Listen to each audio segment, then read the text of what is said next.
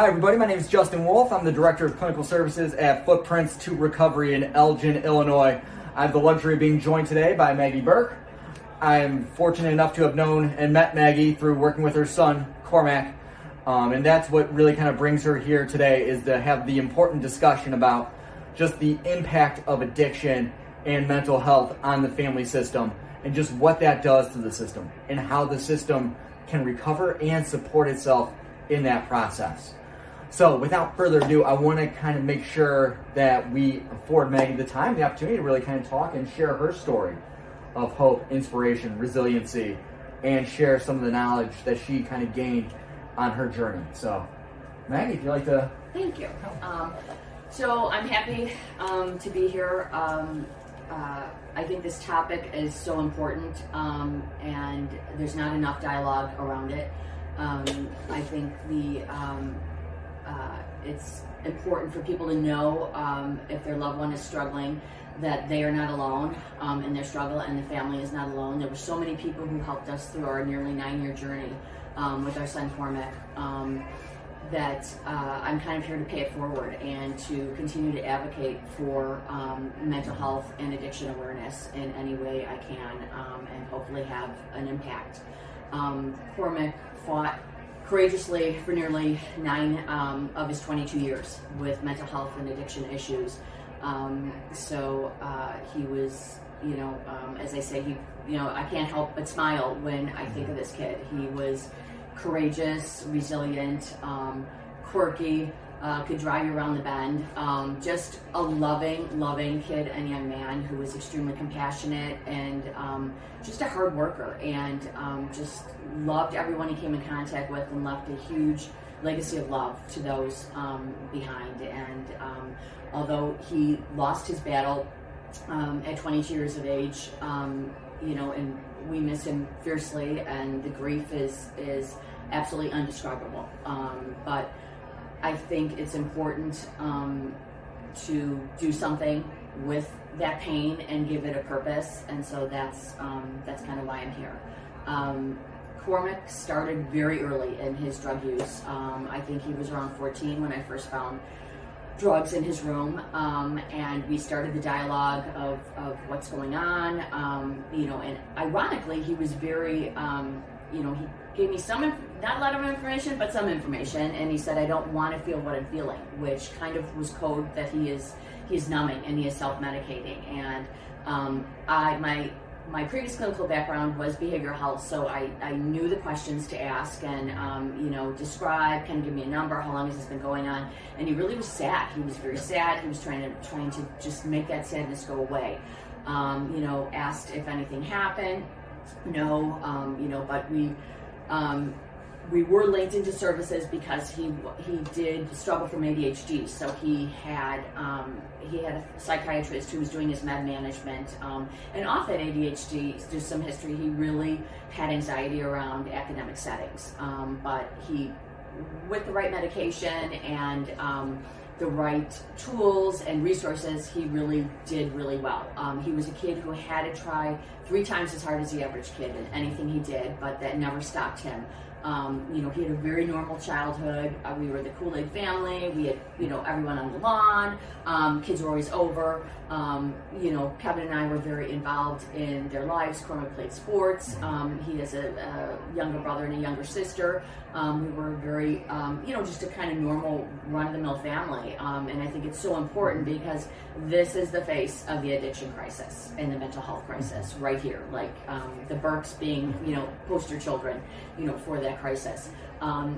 And as Cormac, we met Justin early on in Cormac's Therapeutic programming, and he was consistent in our lives, in Cormac's life, through his whole journey.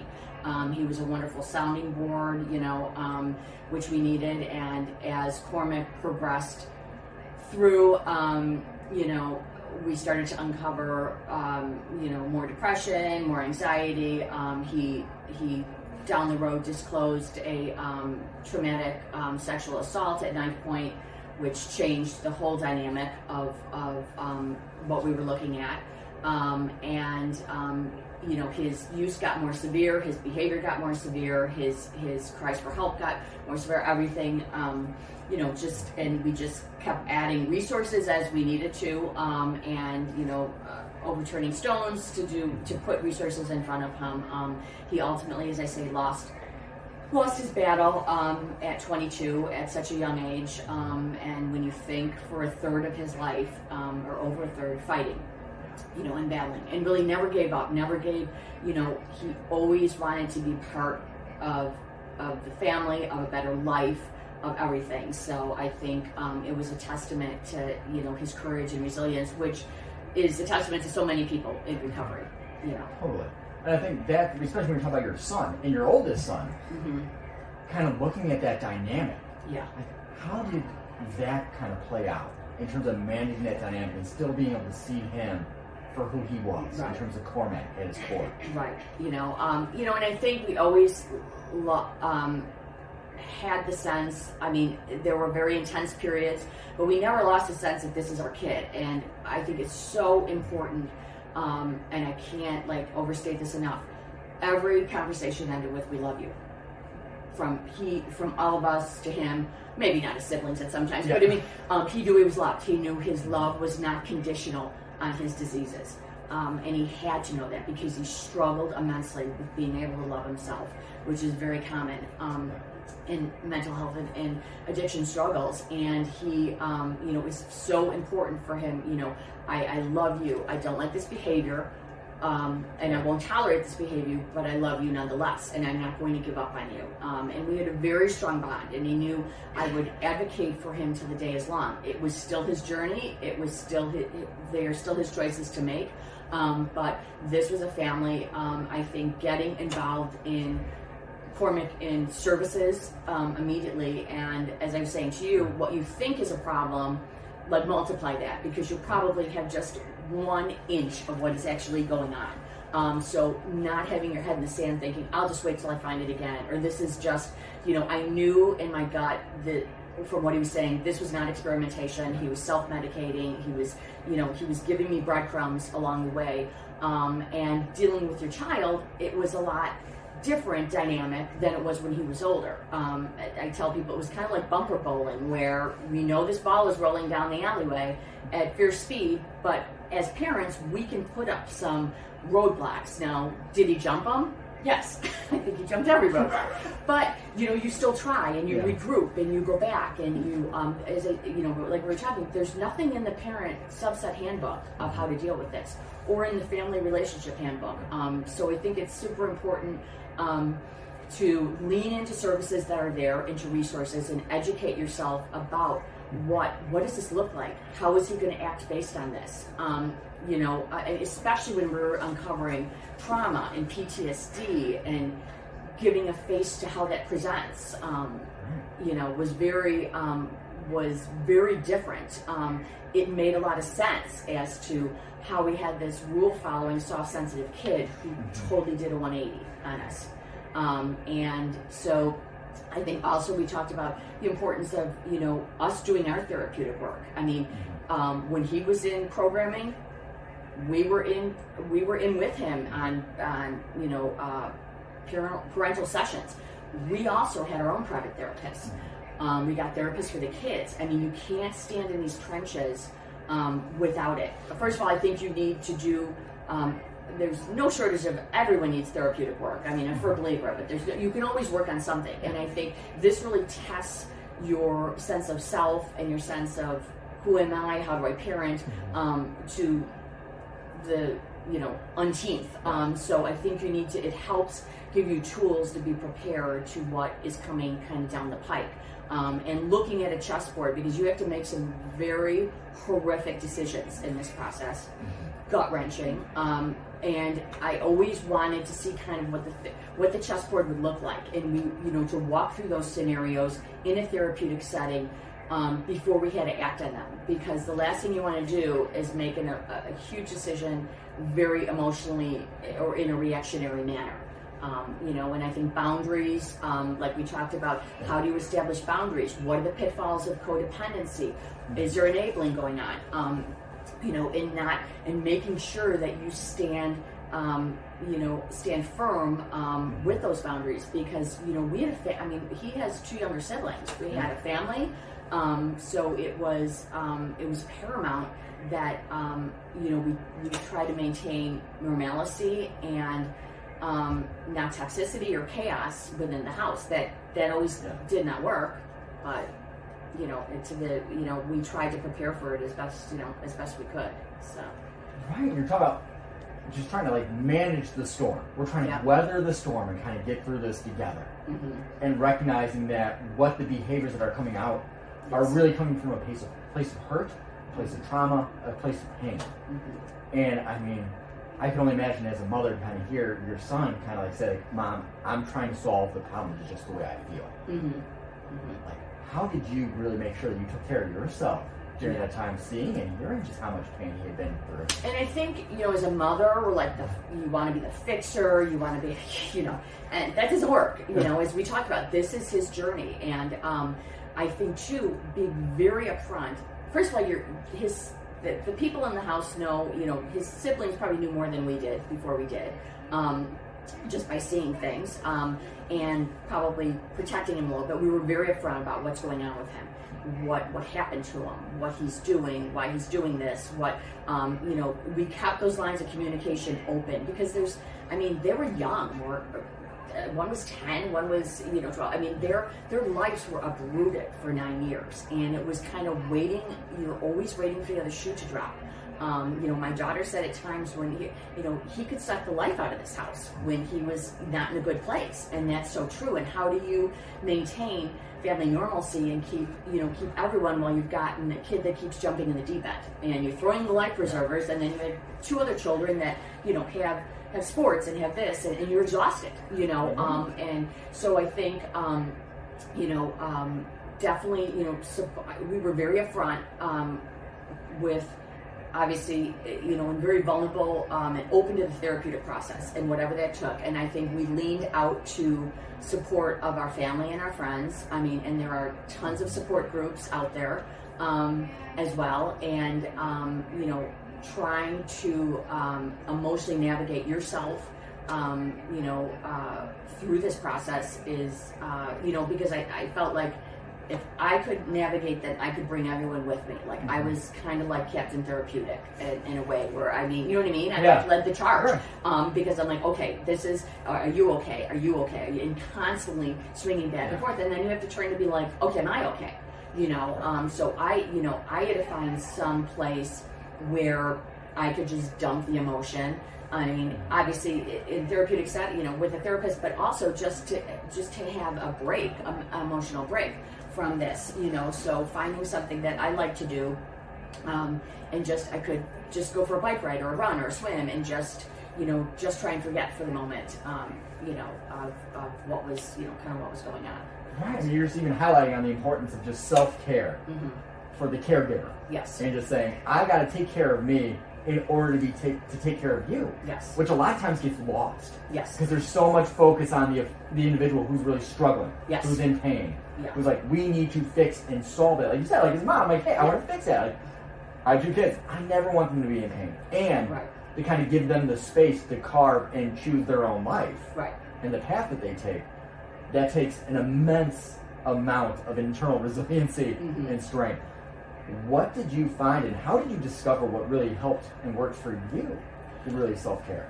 I think I just, I knew, I just started doing it. I knew I kind of had to. The kids were going on with their activities, and I think being very open with them, that they were entitled to be angry. They were entitled to be sad. They were entitled to be all those things. They could still, and I said, Cormac, they could still love you. We can be angry at you, but we still love you.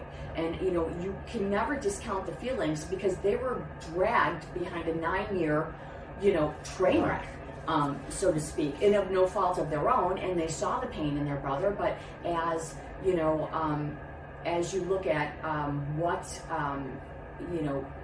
is going on within the family dynamics, and how certain things, you could have very smooth. We had very smooth sailing periods, and then we had very tumultuous periods. But I think just learning, through therapy and one-on-one, taking that time. I mean, and it's amazing. The things that give Cormac and 4 square breathing. You know what I mean? The simple things, or sitting, just taking that time for yourself, or a bath, or just carving something out to take that mental. And it will be different for everyone. I mean, people,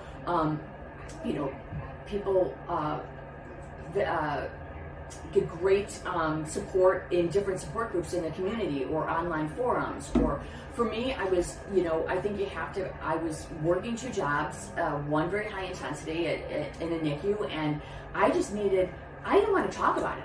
I was in therapy, we were in sessions with Cormac. I'm like, I just want to go swim, bike, or run. Like that, you know what I mean? I just want to dump this for a couple hours and then recharge my battery. And I think being open, we were very open to our friends. So we were, our kids in crisis. So people leaned into us constantly through this period. Like, hey, can we take you out to dinner? Or hey, come out to my life.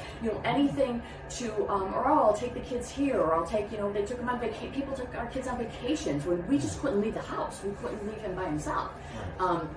So I think it was very important to be like, hey, we're in crisis. Like, it helped me to be, but I'm an open person, so it was just like, hey, this is what it is, and we're in crisis, and we need your support, and there's no shame, there's nothing, and I think that's kind of how we carried through for 9 years, right. Being open to that, No, and I love the fact that you just said, like, there's no shame, because shame is so prevalent with this disease.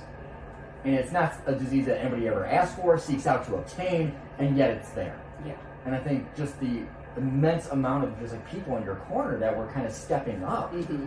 Because a lot of times I know like that tends to be a big fear. It's like we can't talk about this or put this out in the community because we're going to get labeled. Yeah. They're going to avoid us like the plague. Yeah. And they're going to kind of like look down on us when instead you got the exact opposite response. Right. You got met with compassion from these people. And at that point, I'm a pretty straight shooter, and I was like, I don't care about, like, I have no concern of image. My kid is drowning. This family is drowning, and so I mean, even school, I was in constant contact with his resource people at school, his coaches, my son's coaches, everyone had to know. I mean, I was like, you can only help us help our kid by support, by this openness. I mean, I felt, and we sit in therapy sessions and, with Cormac, and, we see the cycle of shame, and it's like, there's no reason to perpetuate that, like, any further than he's already doing for himself, because it is such a cycle of devastated shame and struggle and self-loathing, and so I was like, absolutely not, and just even value, I think, too, the small snippets that we had of normalcy, and really, like, don't sweat the small stuff. I mean, I never was a sweater of the small stuff, but I really learned not to, the times, I remember one Christmas, and we had a picture taken, and I'm like, this is us together, going down to Springfield for a wrestling tournament, thinking in the car, like, okay, we're just going down to Springfield, but these are our moments together. And because I think the gravity of the situation is, you have to realize every day could be your last. I mean, these are the life and death situations, and I remember kind of I was more in tune to that than everyone else in the family, and finally kind of getting to them to the point of, hey, whatever's going on with you, you communicate that so that this isn't, if anything happened to Cormac tomorrow, you're not left holding the bag with all this resentment. I mean, you can be angry, you can be this, you're justified in all those things, but be settled in where you are with it in the moment, because that can drastically change. And I love how you bring up the family now. So like in terms of like his sister, his brother, and his father, like what was really important for each person in their own self-care during this journey so that they didn't do that, so they didn't carry that resentment and harbor that. Yeah, I mean, I think it was a tough battle with the kids, because they went, they understood, but even us, I mean, we're standing as parents like, oh my God, like what the hell is happening here? So, I mean, and you expect 2 siblings to be able to grasp that and emotionally, process that. We did have them in some therapy, but, I was like, this is to help you. This isn't to push you into a setting where you know, you have to do this. And even now later on with the grief and the aftercare, I'm like, hey, you know, I'm not going to hold this over your head. This is because you want it. You know, we did get them, I mean, we had them do a couple sessions, and I think it was very important that they were brought in, you know, into some therapeutic sessions with Cormac, where it was a safe, neutral space outside of the house, to discuss things, you know, because at times you just didn't know of the, you know, of the explosiveness, or what, you know, if Cormac would take things the wrong way, or if they felt they weren't safe in saying what they needed to say, which they were justified in saying. I mean, their world was completely turned upside down. And I think just trying to have them be normal and let people take, you know, they're like, okay, I'm gonna, you know, take them here for, okay, take them here, and being very present for all their sports things and all their anything that we could be, even though we're exhausted and behind this all, we're probably fiercely distracted. It was important for us to be there as best we could. And you feel like they did get slighted, and there's no way around that. I mean, when you have someone that's really struggling, you can't be it for everybody. And they realize that, I mean, now, but you as a parent feel like, oh my God, like I should have done more, but you know, you do the best you can do. As I say, you know, when you lay your head on that pillow, and I think for me, not looking back, I made every decision to the best of my ability in the moments I made them. And Kevin and I made them together. We were always, you know, if he wasn't where I was, we would wait. I mean, and you know what I mean? You know that. Like you know, if we were unsure of what the next move, if Cormac, you know, needed this or needed that, and he's like, okay, and then we processed so that we could get, you know, I said we always kind of, you know, were hand in hand when we went off that cliff of a tough decision. And not knowing, as I say, not knowing what, you know, what was going to happen. I mean, because you highlight the importance of just being unified and being consistent and making sure that both parents are communicating the same message to their loved one. Yes. Because we know, like, in active addiction and just like in relationships, there's the emotional playing. It plays on your heartstrings. They know what to say, and if you're aligned, it really kind of helps set the tone. Yes. It really helps set the tone. And I think kind of good cop, bad cop, and not in a bad way. My strength was clinical, and it was, I always, so I could stand toe-to-toe with Cormac when he was in a very chaotic, button-pushing state. And I was not going to flinch. I was not going to emotionally react. I was going to be just very, you know, very simplistic, very, you know, loving, but I was not going to get on that emotional hook with him, because I think, you know, when people are in very chaotic, when they come from a place of hurt, they want to share their pain. They want to turf their pain over to you. And, you know, even though I had immense pain for my kids struggling, he had to own his decisions. He had to own his behavior. And, you know, kind of coming around to the fact, I remember down in Arkansas, therapist, because he had so many complexities of, you just didn't know who was driving the bus. Was it the trauma triggering it? Was it the anxiety? Was it the depression? Was it the addiction? And then what was triggering what? And just how to handle that and set healthy boundaries. And he, you know, he said, Maggie, there is no excuse for bad behavior. I don't care what diagnosis he holds. And it was like, yep, exactly. You know, because your heart breaks for this kid who was so traumatized on such a guttural level. But as I said to Cormac, the world is not going to know what happened to you, and you have to. There are standards, and you can't lower the line because you see that.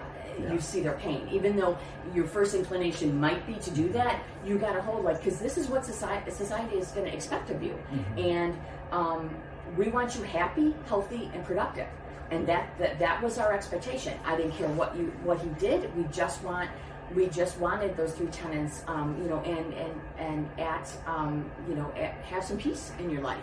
But I think people tend, you know, you have to be very careful not to get in the pitfalls of that codependency, enabling, or wearing their pain. You know, when people are in activity, they want to distract, so they're going to say everything wrong with you, you know, and you got to really go, okay, yeah.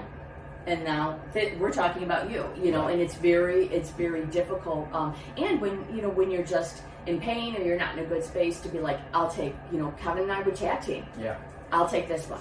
I'll take this one. When you just, so we think working on each other's strengths, and our vulnerabilities in between that process of, I'll handle this, or I'll handle this, or did you talk to him, or I'll, you know what I mean? And then just coming together, and that united front of, And you're talking about being very intentional with the conversation. Yes. There's no, let's roll the dice and just see how this goes. Yeah. It's like, no, we have a plan. We have an objective. We know what we're trying to achieve by engaging at this time. Yeah. And we know what our lines are. Like, that had to be critical going in. And to know when to cut the conversation off. When you see signs of, and I knew this therapeutically, but like Kevin had to learn this through, through working and getting the tools of, okay, conversation, not going anywhere. Yeah. We need to cut it, revisit it when he is in a better space, because he is not receiving it. So it's, you know what I mean? It's just not going to be heard. You could spin your reels all day. And so I think, just gathering the tools of, constantly learning different techniques to help, and to stand in, I'm angry, but I still love you. Because, the button pushing is horrendous, and you are tipped to your emotional, top. But I think it's, it's just super important, this is the behavior of the disease. Your kid is within it, but this is not they, you know what I mean? They are more than their bad choices. They are more than their addiction. They are more than their depression, anxiety, PTSD. And I think that's very important to still see, we always saw Glenn, he was still there. Yeah. He still chose to engage. He didn't say, screw this, I'm done with this family, see ya. He always he loved us. He knew he was loved. He knew we were behind him. But he knew there were boundaries and there were expectations, and I think too, like just looking at what could the behaviors look like if he does this, and kind of having a game plan, and trying to adhere to that, because again, making those decisions in the midst of a lot of turmoil and chaos, if he is not in a good state, is very hard to do. So you don't want to make a knee-jerk decision. You don't want to make a decision that is not in his best interest, and that you'll regret. And they have to be, surrounded with a lot of thought and, a lot of support. Right, but you're highlighting the importance of like emotionally detaching, right? And not being emotionally reactive. Like that is a skill that many people never even learn in their lifetime, let alone managing and trying to support their child. Yeah. How did that kind of come into play? Trial and error. It came in, again, I had more of the training, so I could, and I took the front when I could, and I, and Kevin, it took, and, he got there. It just was sit back, listen, and don't, I used to tease him, like, don't get on the hook. Yeah. Don't get on the hook with him, because this kid will control the hook when they're in that chaotic, just spinning state. And so, he did. And, to have, to keep the conversations at a non-emotional level, because you can see they're going up and up and up, and you have to go down and down and down, and slow things down, and, not throw judgment back, which is, you have to bite your tongue. Because you just, at times, you're like, are you kidding me? Are you absolutely kidding me after all that? But it is very, it can be very trying, and you're only human, and you have conversations that don't go well, and you just have to regroup, and you're like, listen, I didn't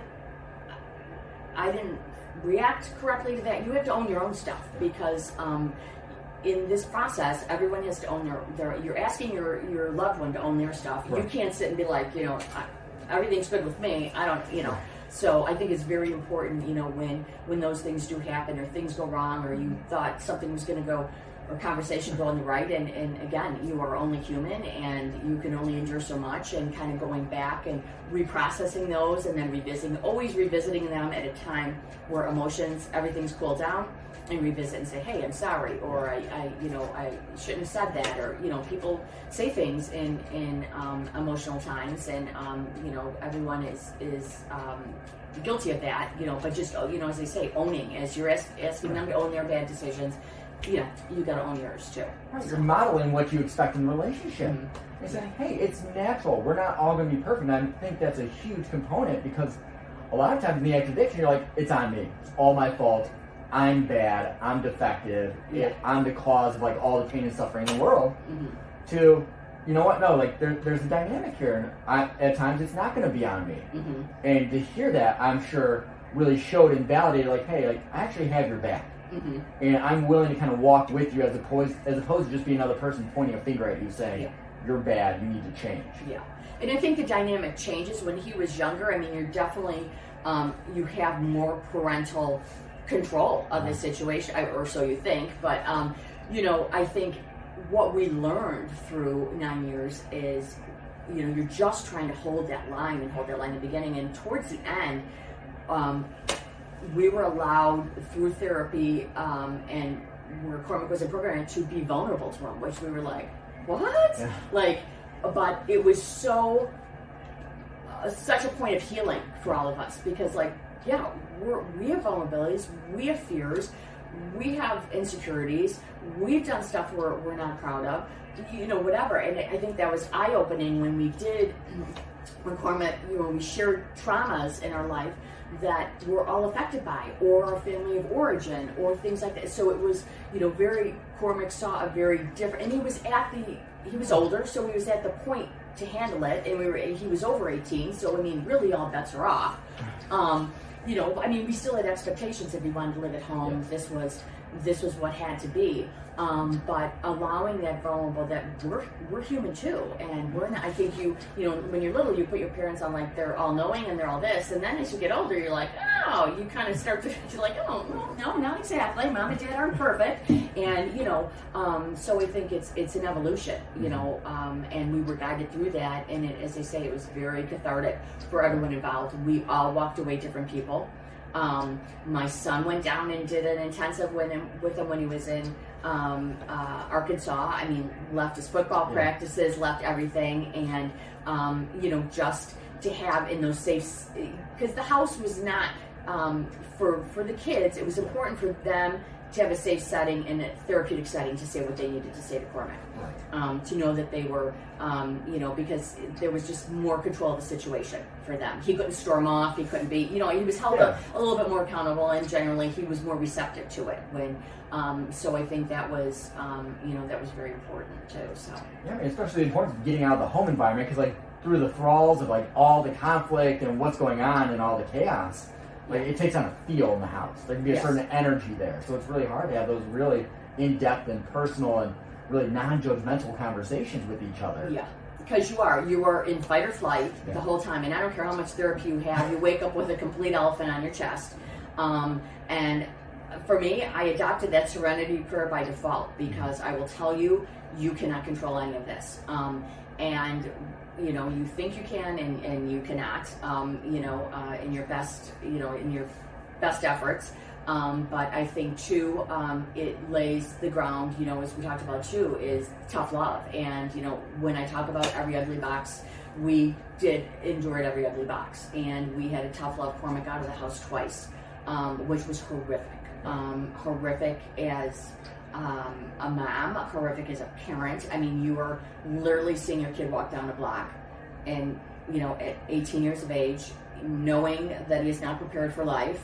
But the toxicity in the house and the chaos was, you know, and I said, you know, this will take everything in its path. Unchecked mental health, unchecked addiction will engulf. And I said he can, you know, this is not going to eat us, swallow us whole. You know, I had to stand in protection of our kids, our marriage, our house. I mean, whether there were drugs coming in and out of it, all those things, the safety of these kids, you know. And we got to the point where with the other two kids, we said, Cormac is not going to be able to live here anymore. And Cormac knew that, you know. I mean, he didn't know it when he was being put out, but he knew. You know, and I think it was of no fault of our own. It was a trigger-filled environment for him, that he just, you know. And I said, you need to walk this part of the journey with the people that can best help you. But it is, you know, people, and I mean, through that process, you know, the emotional warfare or blackmail, or I'm going to do this if you do that, you know, and you just have to trust that you're doing the right thing, and you know that it is kind of forcing the issue back into their lap, and we knew we could do no more. I mean, he did come back to the house. He shared his birthday with us after he got in a great recovery house, but it took, I mean, these 2 times was, you know, in the trust had been destroyed. And each time, you know, that chink in the armor of trust, and I said, Cormac, we still will support you, but trust is not, you know, it's earned. Yeah. And after it's broken, you know, you stand back, and each time it's broken, and he kept upping the ante and upping the ante, you offered, you know, but you really like stood back, and it's self-preservation. I mean, you know, it is because I said we will be engulfed in this. I mean, you highlighted that earlier where you're talking about like, hey, being in constant fight or flight and trust, because it's like seeing some of those old behaviors maybe resurface, or behavior that's not even the same as what it was, but it's similar enough. Yeah. And it registers in the mind, and it kind of brings it forward. Now there's that second thought. There's that doubt that's kicking in. And that's never really let go of. I mean, that's a hard thing to try and navigate, saying, hey, I love you. I want you to kind of stay here and be present with you, while I'm also seeing these behaviors that are concerning and like worrisome to me, that are saying like, hey, all the alarms are going off. This isn't right.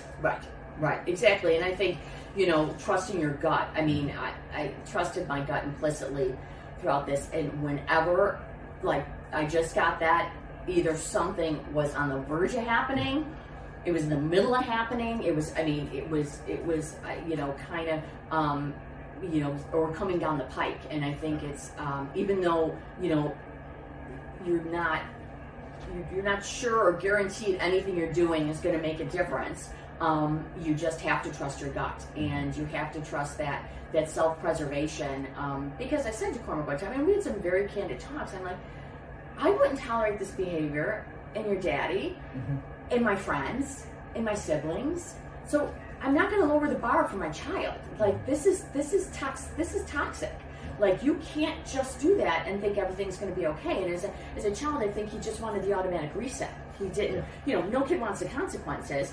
And then later on, as he kind of went through, and depending on where he was and how wounded he felt like it was a, you know, like a rejection, you know, that I didn't trust him. I'm like, absolutely not. Look what you've done.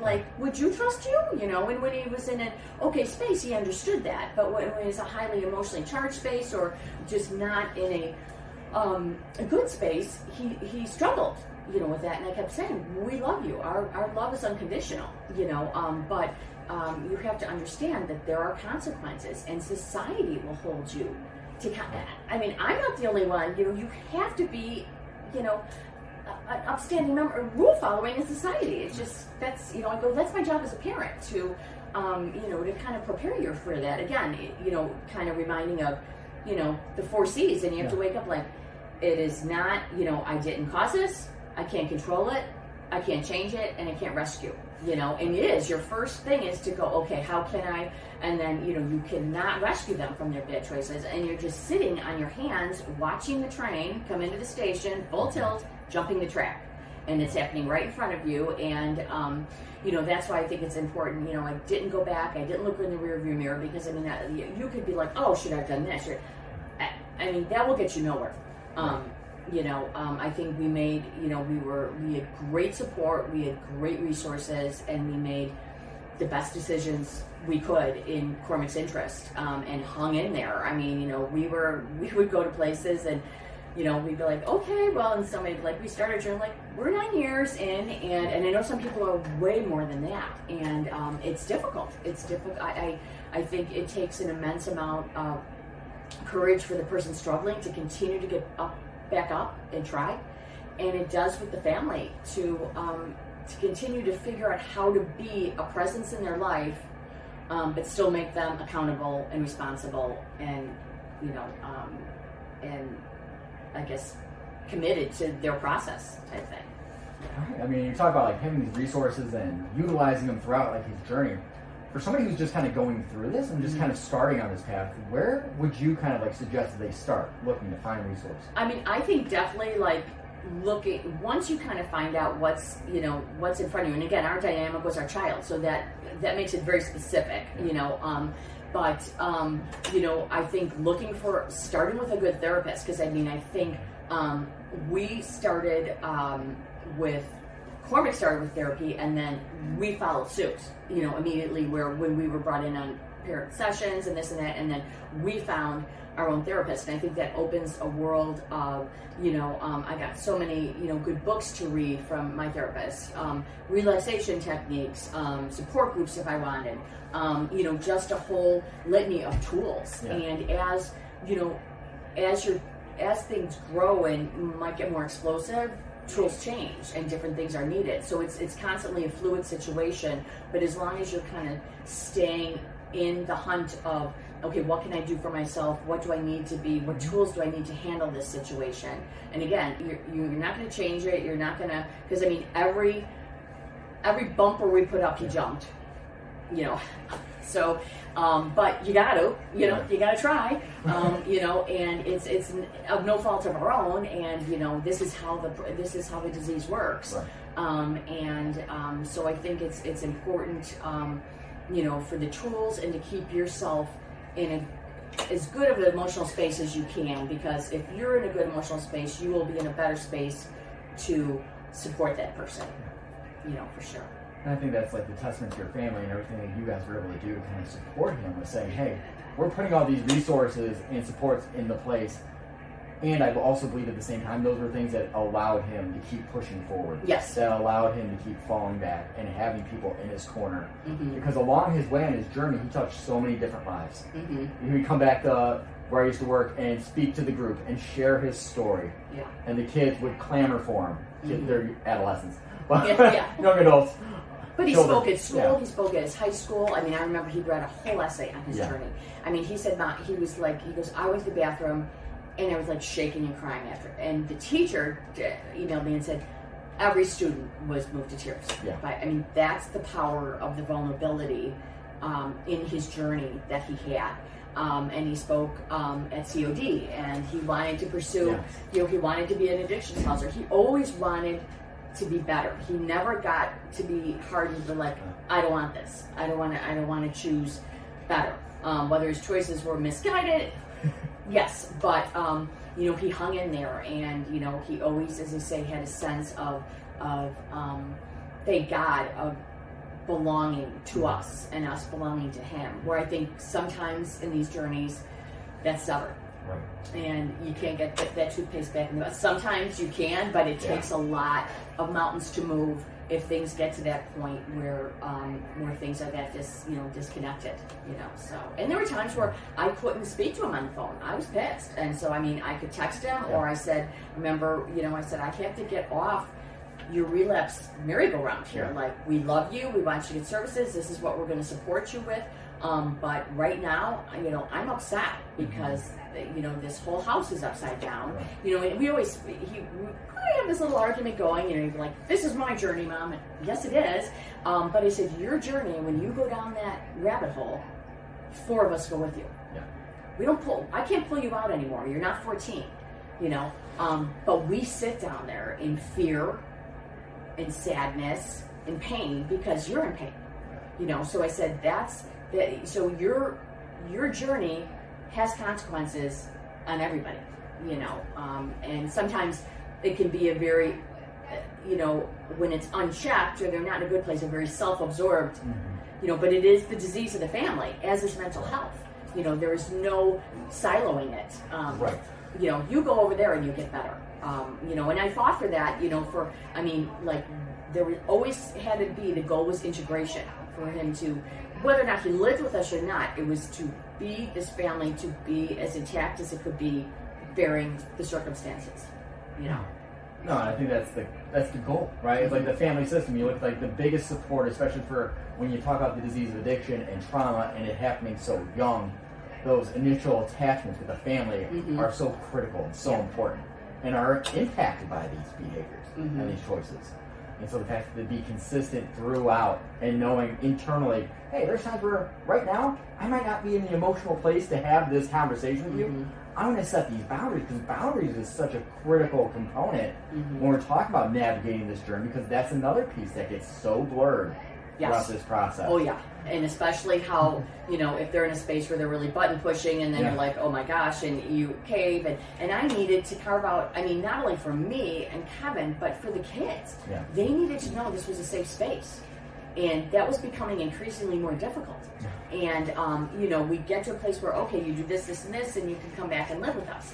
And he did. And then boom, boom, boom. Okay, well, this is what's in place. These are the, you know, these are the things necessary to stay. You know, when towards the end, when he was faltering and he was shutting down, and we came out there with his therapy dog and took the appointment because we're like, we need help. Like, we just need someone to talk us through this, you know, when you were there for us, and kind of what do we do? And, you know, we made decisions based on that, and turns out, I mean, you know, what was coming down the pike, obviously there was a lot going on.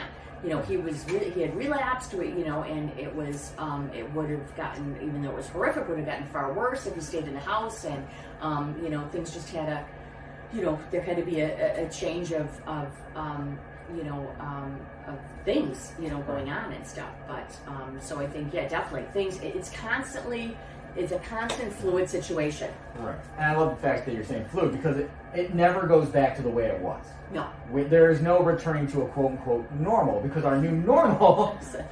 I told him, I go, Cormac, the normal ship sailed. I mean, for this family, it sailed. I mean, and we don't care. I mean, we are who we are, and, you know, we love us. So, I mean, but that was, and I think you seek people who love you and support you. Like, I had no time for idle gossip. I had no time for anyone. I was focused on the family, and I brought everyone who loved us to insulate us, you know, and we reached out to family, and as did Kevin, and we just, you know, and our kids, and they entrusted people with this information, because as kids, my God, I mean, you carry this, like, what do I do? You know, do I tell anyone? Do I not? And they said, yes, you know, and their friends were present in the house, and they knew the situation, their parents knew the situation, so I think it was, you know, it's super important for that, you know, for that veil of shame and secrecy to be lifted. Exactly, because it's like, here's stigma staring you in the face, and it's like everything stigma says, like, that's not who he is. Right. You know, and at the same time, with all of this going on, I still can remember and be so enamored and impressed by it.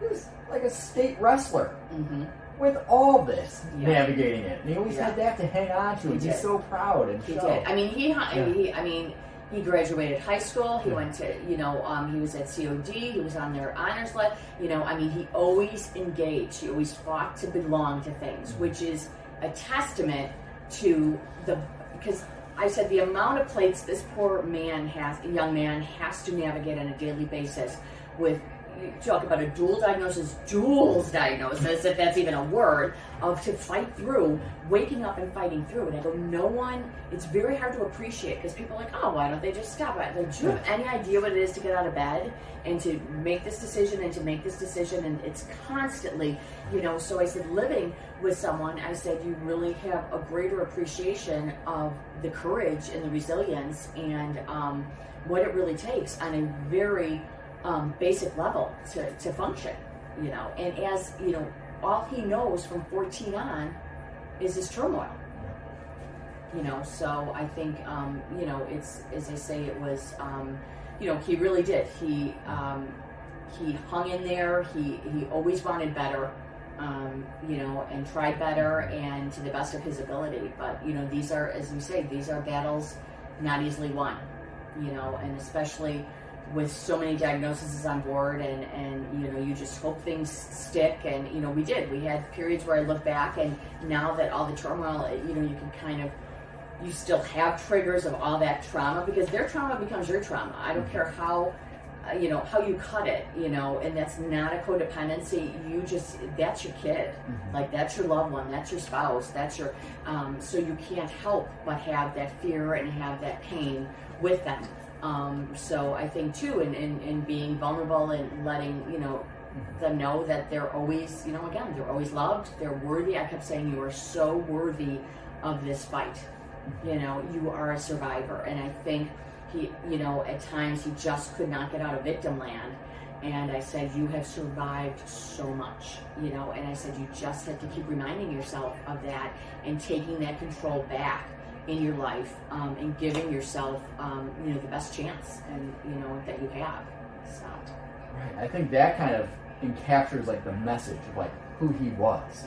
And how would you kind of like sum up like what it was that he was kind of putting out there? I mean, I think he was a fierce warrior. I think a lot of times that smile on his face, he hid the pain, but he always knew he could always read the vulnerability in the room from people. He gravitated, he helped people. I mean, we heard stories at his wake that he, you know, he walked with me on the track when no one walked, or he sat with me and asked me how my day was, or he checked on me. He made sure I was, you know, still in school, doing my work, you know, whatever that was. And I think because he came from a place of vulnerability, he sought that out. And I think, you know, just that, that resilience, that I think, you know, so many people look and, you know, they see, okay, this and relapse, but the resilience to still be hanging in there and to get up and try again or try a new way. It might not be the right way, it might not be the healthy way, but you're still in the fight, is a testament to, you know, the courage that it takes, and to be open to speak in public of, I struggle with this, I struggle with anxiety, I struggle with depression, this is what happened to me, I, you know, was a victim,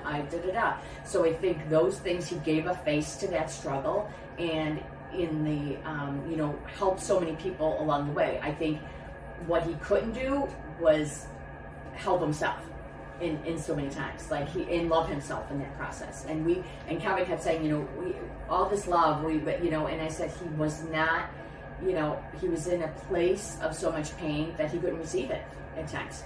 You know, no matter how much was put in front and how much was solidified, it, you know, as they say, these diseases are very cyclical, very shame-based, and very, you know, trying to find worthiness in your world. And that's kind of, you know, the message that I try to carry with his message of Mac and the advocacy, that you are worth it. You're worth the fight. You're worth the struggle, mistakes and all.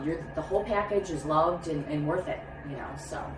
Right. It's, you sum it up everywhere. It's like the loving himself. He would give somebody who didn't have any clothes, give all the clothes off his back, if that meant that he was then be without clothes. Yeah. I mean, that's just the kind of person he was, to always kind of pay it forward, give it back, and support somebody who was also hurting from pain. Yeah. And so that's, I mean, I appreciate you taking the time to be here today and share the story, and I don't think it's just a one-time thing here. And Listen, I'll chat to anyone who will listen. That's me.